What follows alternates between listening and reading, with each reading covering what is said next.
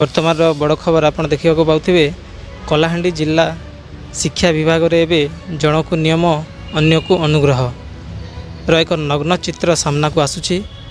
ଯେଉଁଠି ଶିକ୍ଷାଦାନ ପବିତ୍ର ବୃତ୍ତି ସେଠି ଜାଲ୍ ସାର୍ଟିଫିକେଟ୍ ଦେଇ ଚାକିରି କରୁଥିବା ଶିକ୍ଷକଙ୍କୁ କିଭଳି ଭାବେ ବିଭାଗୀୟ ସୁରକ୍ଷା ମିଳୁଛି ତାହା ଏବେ ସବୁଠାରୁ ବଡ଼ ପ୍ରଶ୍ନ। କଳାହାଣ୍ଡି ଜିଲ୍ଲା ଶିକ୍ଷା ବିଭାଗର ଅଜବ ନୀତି, ଜଣକୁ ନିୟମ ଅନ୍ୟ ଜଣକୁ ଅନୁଗ୍ରହ, ଏଭଳି ନଗ୍ନ ଚିତ୍ର ସାମ୍ନାକୁ ଆସିଛି। ଜାଲ୍ ସାର୍ଟିଫିକେଟ୍ ଅଭିଯୋଗରେ 2 ଜଣ ଶିକ୍ଷକଙ୍କ ନାମ ଚର୍ଚ୍ଚାକୁ ଆସିଥିଲା ବେଳେ ଜିଲ୍ଲା ଶିକ୍ଷା ଅଧିକାରୀ କେବଳ ଜଣଙ୍କ ବିରୁଦ୍ଧରେ କାର୍ଯ୍ୟାନୁଷ୍ଠାନ ଗ୍ରହଣ କରି ନିଜର ଦାୟିତ୍ୱ ସାରି ଦେଇଥିବାର ଦେଖାଦେଇଛି। ବିଭାଗୀୟ ଅଧିକାରୀଙ୍କର ଏଭଳି ପାତର ଅନ୍ତର୍ନୀତି ଏବେ ସ୍ୱଚ୍ଛ ଶାସନ ଉପରେ ବଡ଼ ପ୍ରଶ୍ନବାଚୀ ସୃଷ୍ଟି କରିଛି।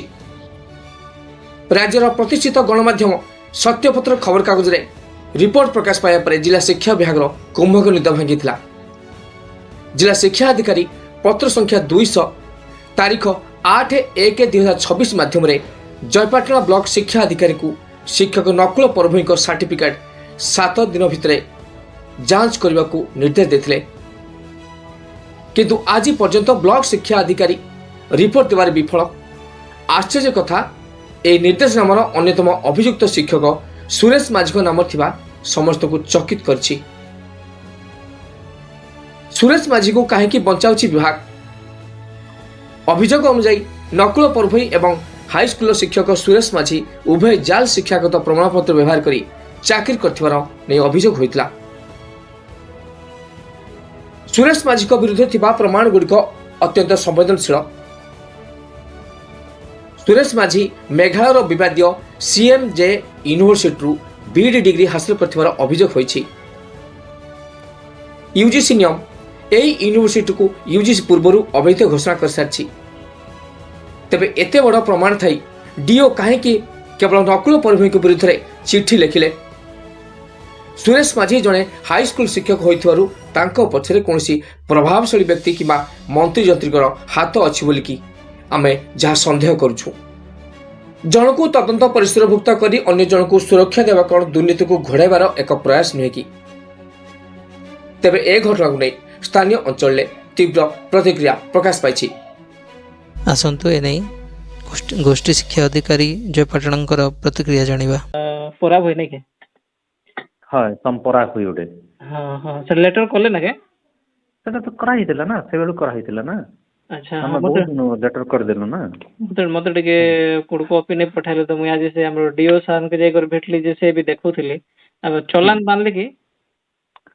ଚାଲାନ ବାନ୍ଧବାଟା ତ ସେନ ତ ଆମକେ କମ୍ୟୁନିକେସନ ସେନ୍ତା ନେଇ ନା କି ନେଇ ଯେନ୍ ଆମର ଯେନ୍ ସେ ବୋର୍ଡର ଯେନ୍ ଦିଆ ହେଇଥିଲା UP ବିହାରର, ସେମାନେ କିଛି କ୍ଲାରିଫିକେସନ ତ ନେଇ ଦେବାର। ବୋଧେ ମୁଇଁ ଯେହେତୁ କୋକସର ଆଡେ ଅଛେ, ସେନେ ମେଲ ପେଲ କି କିଛି କାଣା ଆସିଛି କି ନେଇ ଜଣା ନେଇ ପଡବାର ତ।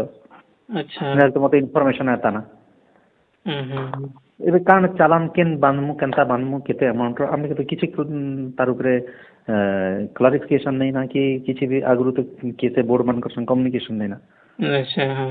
ଓଡ଼ିଶା ବୋର୍ଡ ହେଲେ ସିନା ଆମେ କିଛି ଗୋଟେ କମ୍ୟୁନିକେସନ ସାଙ୍ଗେ ସାଙ୍ଗେ କରିଦେଇ ପାରମା। ନାଇଁ, ମୋର କହିବା କଥା କାଣା କି ଆଜ୍ଞା, ପହଲା ମାନେ ଲେଟର କରାହେଇଛି କି ଲେଟର ସଙ୍ଗେ ଚଲାନ ବି କରାହେଇଛି? ଏଇସନ ଦେଖୁନ ଖାଲି ଯଦି ଲେଟର କରିବେ ବୋଲେ ସେଟା ଭ୍ୟାଲିଡ ନେଇ ସେ ଆପଣ ଗୋଟା ରିଫ୍ୟୁଜ କରିଦେବେ ସେମାନେ।